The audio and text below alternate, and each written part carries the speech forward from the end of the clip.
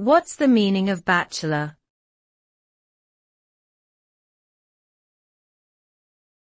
Bachelor.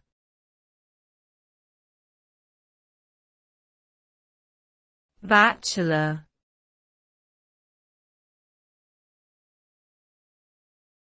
Bachelor.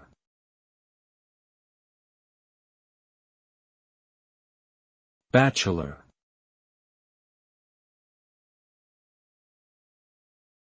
The term bachelor has multiple meanings, depending on the context in which it's used.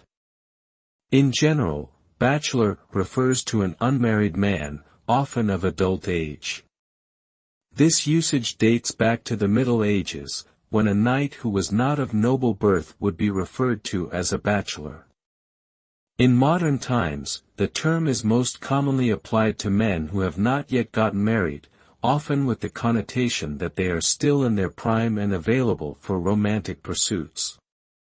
Bachelor can also refer to a person who has earned a bachelor's degree from a college or university, an achievement typically obtained after completing 4 years of undergraduate study.